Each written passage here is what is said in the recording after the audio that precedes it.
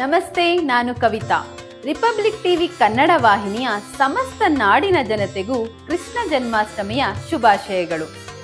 ಇಂದು ನಾಡಿನೆಲ್ಲೆಡೆ ಕೃಷ್ಣ ಜನ್ಮಾಷ್ಟಮಿಯ ಸಂಭ್ರಮ. ಹಿಂದೂ ಧರ್ಮದಲ್ಲಿ ಪ್ರಮುಖ ಹಬ್ಬಗಳಲ್ಲಿ ಒಂದು ಕೃಷ್ಣ ಜನ್ಮಾಷ್ಟಮಿ. ಈ ದಿನವನ್ನು ಕೃಷ್ಣನ ಜನ್ಮದಿನ ಎಂದು ಆಚರಿಸಲಾಗುತ್ತೆ. ಶ್ರೀಕೃಷ್ಣನು ವಿಷ್ಣುವಿನ 9ನೇ ಅವತಾರವಾಗಿದ್ದಾನೆ. ಅಧರ್ಮವನ್ನು ನಾಶಪಡಿಸಿ ಧರ್ಮವನ್ನು ಸ್ಥಾಪಿಸಲು 9ನೇ ಅವತಾರವನ್ನು ತಾಳಿದನು ಎಂಬ ಹಿಂದೂ ಧರ್ಮದಲ್ಲಿ ಉಲ್ಲೇಖವಿದೆ. ಈ ದಿನ ಮನೆಗಳಲ್ಲಿ, ದೇಗುಲಗಳಲ್ಲಿ ಹಬ್ಬದ ವಾತಾವರಣನೇ ಸೃಷ್ಟಿಯಾಗಿರುತ್ತೆ.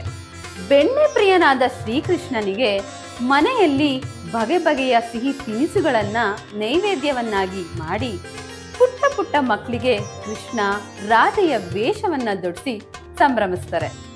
ಈ ದಿನ ಮನೆ, ದೇವಸ್ಥಾನದಲ್ಲಿ ಹಬ್ಬದ ವಾತಾವರಣನೇ ಸೃಷ್ಟಿಯಾಗಿರುತ್ತೆ.